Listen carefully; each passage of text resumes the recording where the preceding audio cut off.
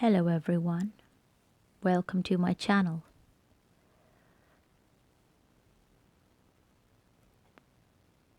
This video is about 3 strange experiences that have happened to me and my family on the bus.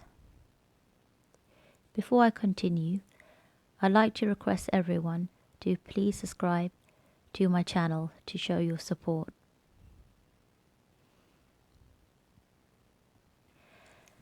As I have a lot of interesting, some very scary topics coming up. The first story happened to my sister a very long time ago in Karachi. She was traveling with our grandmother,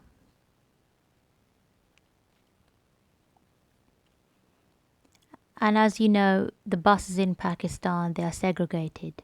Men at the back, women and girls at the front. On this occasion,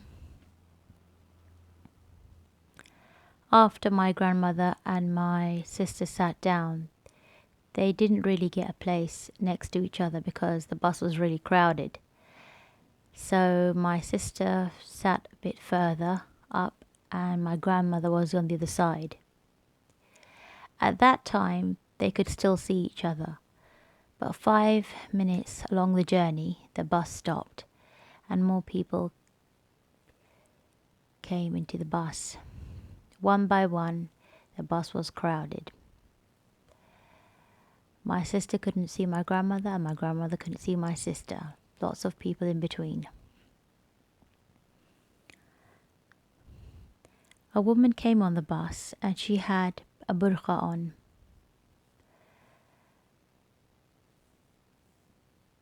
For you guys that don't know what a burqa is, it's a long covering with a veil. One that covers all of your hair and body. This lady saw my sister. My sister's very beautiful. Brown hair, hazel eyes, large hazel eyes, like a doll. At that time, my sister was around 9 years old. This lady said to my sister, when the bus stops and I get off, then you come out with me. You get off with me. My sister felt a bit uncomfortable as she did not know the lady. So eventually the bus stopped. The woman came out. One of her foot was still on the steps of the bus and she looked back to see if my sister would come out or not. But my sister just sat down looking at that lady. That lady waited a few more seconds for my sister, but thank God my sister did not follow that woman. I'd say it's a very lucky escape for my sister. I don't want to know what would have happened. Child trafficking is very common everywhere. These people are opportunists. Whenever they get an opportunity, they will do something. I hope this doesn't ever happen to you or someone you know. Please keep a lookout on the next time you travel anywhere. I'm so grateful my sister is still alive. Otherwise I don't know what would have happened or what they would have done to her. My sister never really told my grandmother on the bus what happened, but she told her afterwards. And from that day forth, my grandmother promised she would never keep an eye off my sister. She will always look out for her and take extra care. The next story happened to me a long time ago, a very long time ago, when I used to travel on the bus a lot, especially to the local town centre to catch my bus to university, which was another hour long. But this journey, this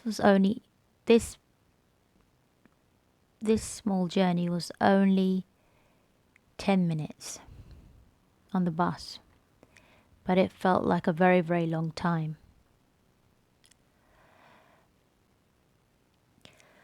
Back then, I had very long, beautiful, thick hair. Not quite as long as Rapunzel, but long enough for me to be noticed a mile away. On this incident, I was traveling alone. And I noticed that first I felt, I don't know, uncomfortable. I just felt uncomfortable. I had this feeling, this just odd feeling that someone's touching my hair. And then I heard a noise.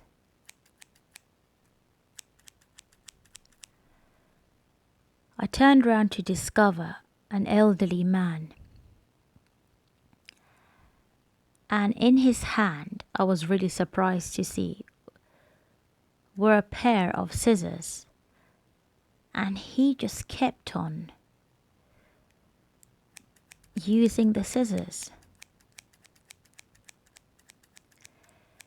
It wasn't a proper, it was just one of those keyring type of scissors, the silver ones that were around in the 90s. I just felt so uncomfortable. Now, there was something really unusual and odd about strange people. He kept on saying something. It sounded more like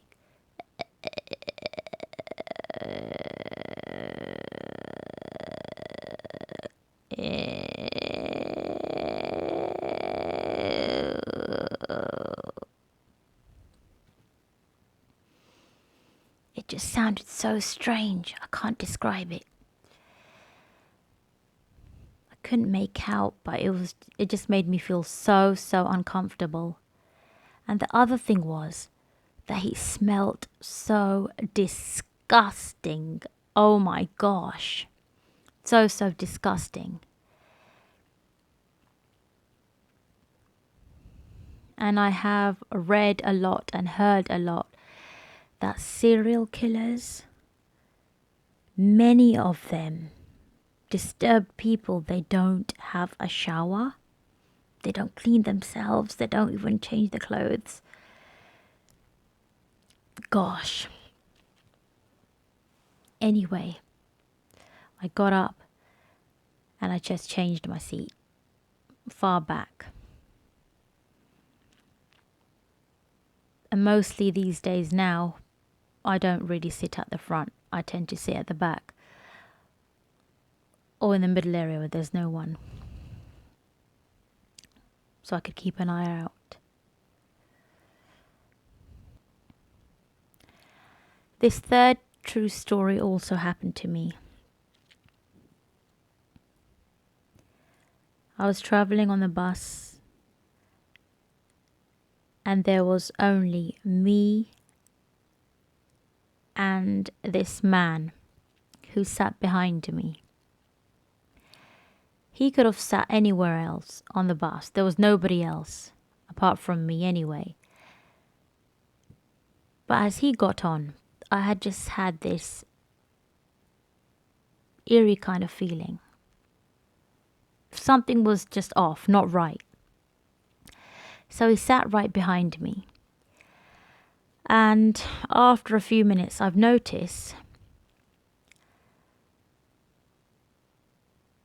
that the gold chain that was around my neck is moving just slightly. It's just moving. And how can that be when I'm really sitting straight? And I'm not moving. Yet I felt my chain moving.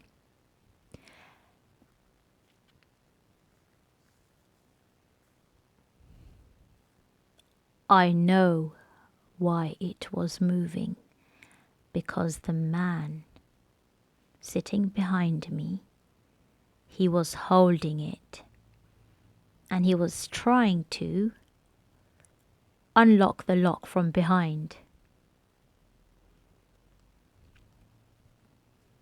I gave him a dirty look and I said to him, I know what you're doing. This is mine. Before getting off the bus.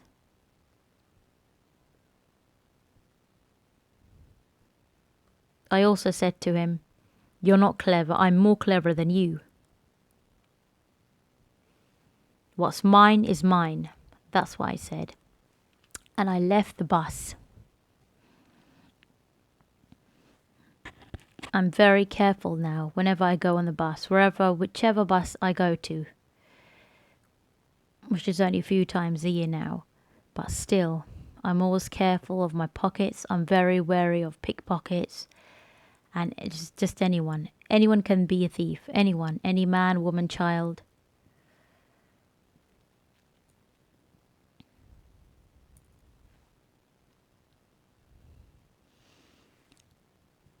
These two incidents that happened to me on the bus, they happened in England. But still, I'm very, very careful. Very careful, no matter where I go, whichever country I travel to. If I'm on the bus, whether I'm on the train. Everyone, be careful the next time you travel on a bus or on a plane or on a train. And take